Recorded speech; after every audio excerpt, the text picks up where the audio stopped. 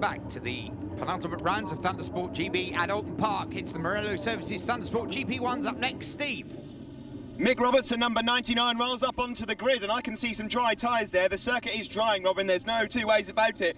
The Ram here, wet front, dry rear. He's looking for another win. Go over to Ian Mackman, exactly the same thing. Mr. Crow, however, defending champion. Oh, full slicks. Now, that is a big gamble. Robin, I'll look on the second row. There's a mixture of tyres as well.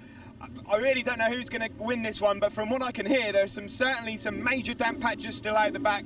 Back over to you. Yep, thanks, Steve. There always are at this circuit. There's so many trees around. We've got the massive lake, we've got smaller ponds, loads and loads of changes of elevation, big hills, leaves off those trees as well, which add to the sliveriness. Now, I don't think it's can be considered anything like dry up there, so it's a big, brave decision from Phil Crow, but we shall see. John Ingram once again gets it away well off the line, though. 4 races to go in the 2011 championship, and there's 47 points separating Ian Mackman from Phil Crow, from Mick Robertson and Peter Baker. And Phil Crow, the defending champion, gambles on unscrubbed slicks. It's well, you know, it's one of those decisions, especially in a double points race, that could see him lose out on defending the title that he currently owns. Yeah, when it gets around to the championship prize presentations that take place just after the new year, there's either going to be the world's biggest grin or a bit of a scowl there on these decisions. So much depends. But at the moment, we don't have to decide anything because, look, John Ingram away at the front. And again, Steve, he's made that early break. Yes, he has. The Ram has gone away very well. There's Phil Crow, defending champion on the slicks, doing okay so far. He'll just try and get them up to track temperature. But at the front there, you can see Mick Robertson has moved up into second position now, number 99. And in third is Mike Dickinson, the former South African champion. There's Pete Baker up ahead of his. That's Chris Barnes. Yes, he's right on his tail, and he was snaking under braking there for Hizzies. And the fact that he was, and frankly didn't come off, may show Phil Crow sat there right behind him that it is nicely drying. This could just be decision of the year by Phil Crow, but we'll see. John Ingram up the front as they come down into Lodge. Michael Robertson there, and this seriously good drive by Mike Dickinson from South Africa, obviously preferring the drier conditions. Mick Robertson then on the dry tyres, number 99, closing in on John Ingram. He'll be starting to lose the feel from that front end. He's got a wet front on. You can see visibly that the circuit is drying. It'll start shredding up, and he'll be getting a few front end wobbles. Yeah, keep an eye also on number 3. Up there into 4th place goes Adrian Clark. He's another young man down from the wild reaches of Scotland. In fact, I think he hails from Inverness, and he's putting in a very good performance as well. So there the leads. There he is. That is Adrian Clark there in 4th place. They chase through into Shallow Hills. Championship up for grabs, and Mick Robertson entered the weekend 50 points behind. Double points here would really do him a few favours. There was Ian Mackman just ahead of Peter Baker and Phil Crow. So the 3 other candidates in the title hunt all together there. Oh, look, and Phil having a good look around the outside.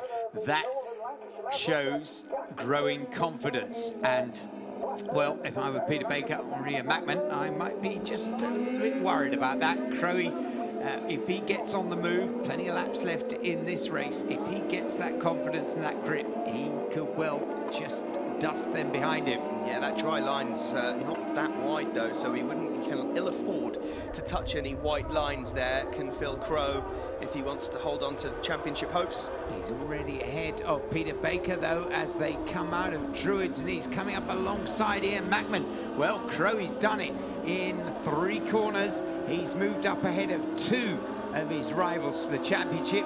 Now then, the hunt is on. Michael Robertson's up the front end of this, and he needs to catch him. Yeah, he's now managed to get himself past John Ingram, and there's a bit of pressure coming now from Mike Dickinson and Adrian Clark also.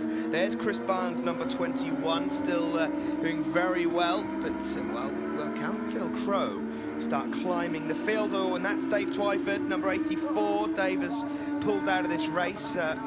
We've already lost Angelo De Rosa. Rider has not come around that last time. I'm just wondering whether one or two of these riders, now we're going to see this more and more, I think, as the race goes on, Steve, one or two of the riders who did not make the correct tyre choice are going to be dropping back. There we see number 19, Mike Dickinson, right up there still. And now, look at Crowe, he's coming at him. He's now got up ahead of John Ingram. John, who was leading, just dropping back place after place. Yeah, John is completely, his front end, he'll have no feel at all at the front end. He's lost all grip. That's a major problem for him. There's number 61. Yeah, there's Norman Brunton. Norman, a very experienced competitor indeed, and I reckon whatever happens, he'll have the correct boots on. He'll be quite comfortable out there.